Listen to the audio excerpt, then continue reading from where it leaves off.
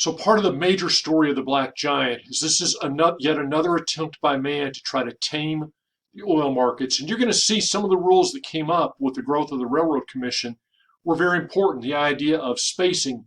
You saw how you could be forced by competitive pressure to try to do crazy things to pump out the reservoir because the rigs could be so close. Literally, someone could be right on the edge of your lease and pumping oil. That's why the idea of minimum acreage for pumping units, minimum spacing requirements, and then the very controversial idea of pro-rationing.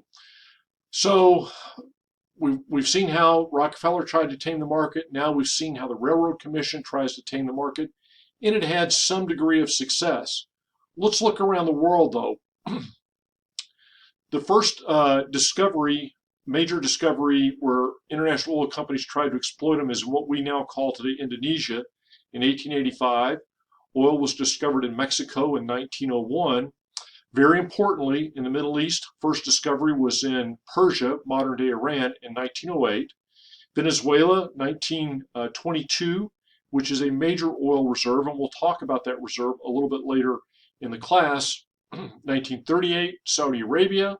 And then you get into the 60s, the mid to late 60s, and you see the North Sea and the Alaska North Shore.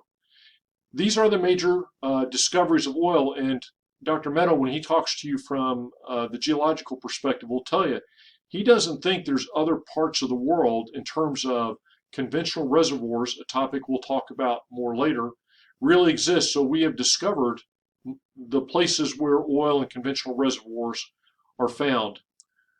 Who did these discoveries?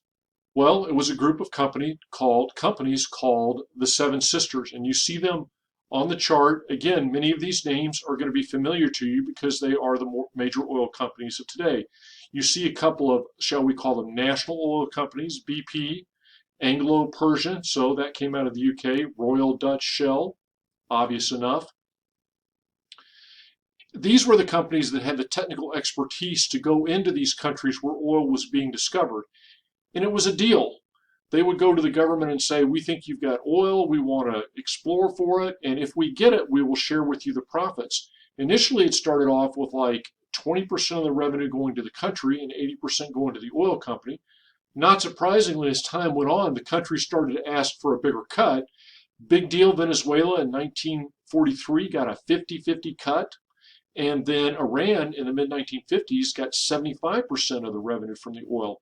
In all cases, what this does is it shrinks the oil company's profit margins because they're having to give more to the country where they found the oil. Nonetheless, these Seven Sisters also work to try to keep the price of oil in a relatively stable situation.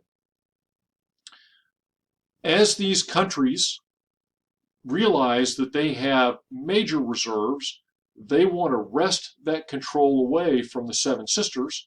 And they do that by forming something called OPEC, which is still a major player in the oil markets today. Created in 1960, their goal, once again, ensure stability in the markets and in the price of oil. So everybody would like to keep the price of oil stable. We'll see in a minute how good a job they did. You see the founding members? Here's an important point to keep in mind as we go into the next discussion. U.S. oil production peaked in 1970 and had been on a four-decade decline until the 2010s, and we'll talk about that a little bit later. OPEC is the 800-pound gorilla in the oil market. You can see by their reports, and I apologize for having 2015 data. I was not able to find new data. OPEC basically has 80% of the world's reserves, proven reserves. That's a key word that we'll talk a lot about more later. You can see that countries with the largest reserves are Venezuela and Saudi Arabia. And again, we're going to contrast those reserves in our discussion in class. So, how has OPEC done in terms of controlling the price of oil? The first major hiccup in the OPEC era came in the early 1970s when there was a war between Israel and Egypt and some other surrounding Arab entities. And the United States chose to supply military equipment to Israel.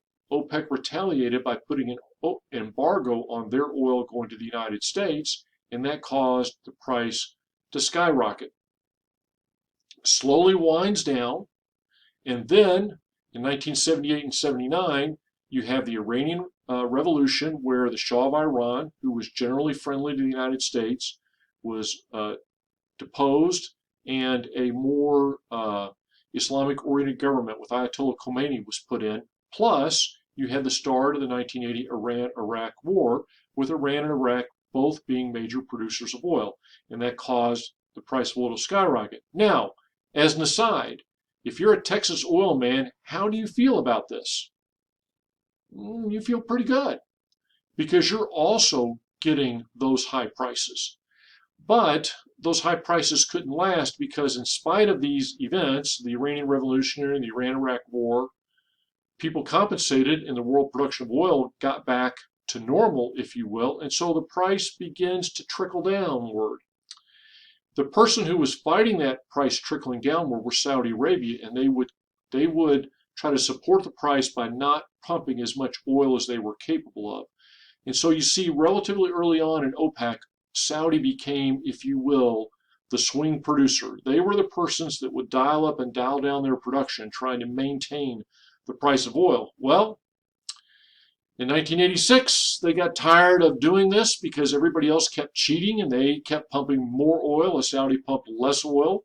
And they said, forget it. We're going to put up our production too. And you see the price plummet. How did this work for Texas oil men? Terrible. When you have our guest speakers in, many of whom will have graduated from their university programs in the 1980s, they will tell you about how hard it was to find a job and how hard it was just to survive in the 1980s and late 1980s and 1990s, because the price of oil just wasn't all that high.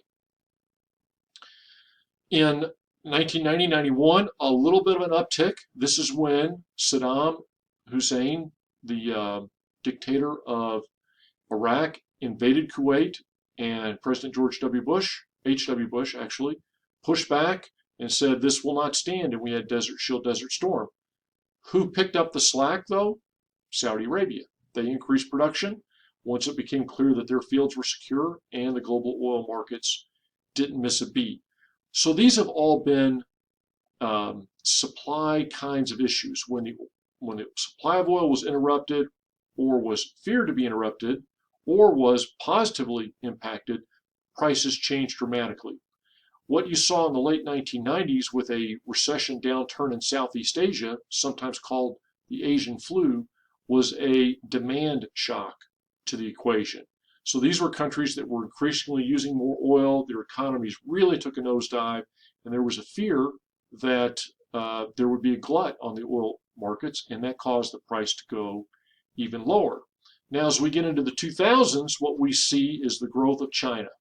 And as China modernizes, it significantly increases its energy consumption. And so you see a very steady rise in the increase of oil, which was augmented by something else, which was a fear of something called peak oil, which today people don't even talk about.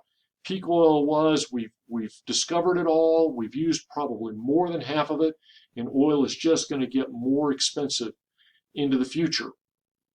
And so that fear of the future caused the price of oil to go up. Then we get another demand side shock with the 2008-2009 Great Recession. But notice how quickly it recovered to relatively high prices. Now, we're going to look at the 2014-2015 time frame, which if I go back to this chart, you can see that oil went from its all-time high, and in late 2014, it plummeted. Why is that? Well, oil production, world oil production, was steadily increasing, which is the blue line on this chart. But the demand for oil was not increasing at the same rate, which is the black line on the chart. And you can see those little green bars that are above the line. That's oil that's being put into storage. In other words, supply is outstripping demand. And in the fall, or I'm sorry, in the fall of 2014, Saudi Arabia did something that was very uncharacteristic for Saudi Arabia. It said, price of oil is the price of oil. We're going to continue to ship. And when that happened, whew, oil prices came down because suddenly people realized Saudi wasn't going to play the elder parent in this exchange and that they were going to be willing to let the price of oil fall. And it certainly did. It got as low as $26 in early 2016. Notice how small the mismatch is between supply and demand. It peaked at about 1.5 million barrels a day, and that's in a market where you need about 95 million barrels a day. So we're talking like a 2 to 3% mismatch between supply and demand.